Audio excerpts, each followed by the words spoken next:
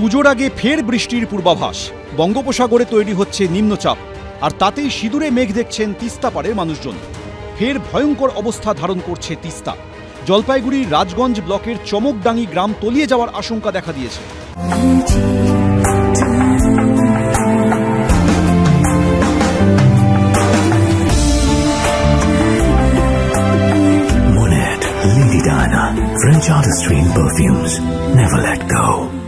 ইতিমধ্যে গ্রামের মূল রাস্তায় ভাঙন শুরু হয়েছে। সেবকের কাছের এই গ্রামের ৮০টি পরিবারকে অন্যত্র সরিয়ে নিয়ে যাওয়া হচ্ছে। ভয়াবহ পরিস্থিতি আপনারা দেখতে পাচ্ছেন। এই যে সন্ধ্যার দিকে আবার ওখান থেকে জল ছাড়া হবে, তিস্তার জল ছাড়া হবে ৮টার পরে। তখন আবার একটা ভয় থাকে গ্রামের মানুষের। ক্ষতিগ্রস্ত বলতে গেলে মোটামুটি ৭০টা ফ্যামিলির মধ্যে 60% ফ্যামিলিটা ভাঙা হয়ে গেছে, মানে ঘরটা ভাঙা হয়ে গেছে। একদিকে চলছে লোহার তার দিয়ে ভাঙন রোখার কাজ, অন্যদিকে যেটুকু বাঁচানো যায় তা খুলে নিয়ে যাচ্ছেন বাসিন্দারা। সব ভাঙা হয়েছে, কোনো উপায় নাই, না ভাঙলে তো সব নিয়ে যাবে নদী। নিজে নিজে ব্যবস্থা করে কিছু মানে সেফ জায়গায় নিয়ে যাচ্ছে। এখন রাস্তাটা ভাঙতেছে, কয়েক ঘন্টা পরে মানে পুরাটা ওয়াশআউট হয়ে যাবে। চলছে ত্রাণ কাজ, কিন্তু ভিটে মাটি বাঁচবে কি, সেই আশঙ্কায় দিন গুনছেন চমকডাঙ্গির বাসিন্দারা। আপনারা দেখেছেন অর্ধেকটা ভেঙে গেছে, রাস্তাটা ভাঙার পরে এখন বাড়িগুলো ভাঙবে। তো ওনারা যে যার মতন শিফটিং করছে আর কি। আর আমি প্রশাসনকে সব জায়গায় জানিয়েছি, ওনারাও খাওয়া দাওয়ার ব্যবস্থা করছেন।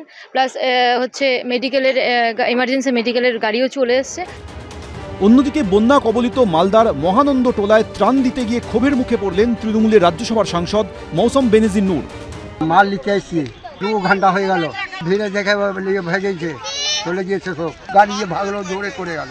এখানে মাল নেওয়ার জন্য এসেছিলাম, মোটামুটি 2 ঘন্টা হয়ে গেল আমাদের দাঁড়ানো। এখানে গাড়ি চলে গেল, পাবলিকের ভিড় দেখে চলে গেল।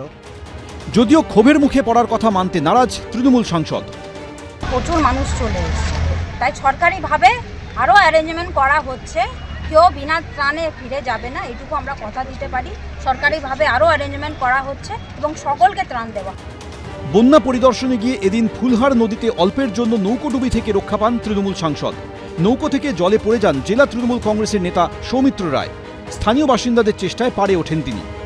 ঘাটালের বন্যা পরিস্থিতির বেশ কিছুটা উন্নতি হলেও আলোচনার কেন্দ্রে সেই মাস্টার প্ল্যান। সাংসদের আশ্বাস, এ বিষয়ে অনেকটা এগিয়েছে রাজ্য সরকার।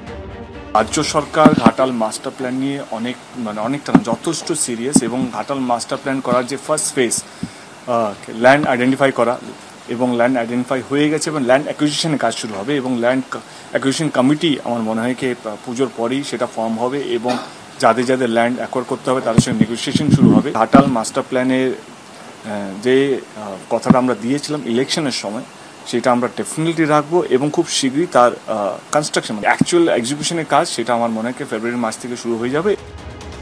পুজোর আগে ফের বৃষ্টির পূর্বাভাস দিয়েছে আবহাওয়া দপ্তর। শুক্রবার থেকে দক্ষিণবঙ্গ জুড়ে বৃষ্টির সম্ভাবনা। মৎস্যজীবীদের সমুদ্রে যেতে নিষেধ করা হয়েছে। শনিবার পর্যন্ত কলকাতা সহ দক্ষিণবঙ্গের সব জেলাতেই বজ্রবিদ্যুৎ সহ বৃষ্টির পূর্বাভাস। ভারী বৃষ্টি হতে পারে উত্তর ও দক্ষিণ 24 পরগনা জেলায়। ভারী বৃষ্টি হতে পারে পাহাড়েও। দার্জিলিং, কালিম্পং, জলপাইগুড়ি, আলিপুরদুয়ার ও কোচবিহার জেলায় ভারী বৃষ্টির সম্ভাবনা। করুণাময় সিংহ, বাচ্চু দাস, আসাবুল হোসেন, এবিপি আনন্দ।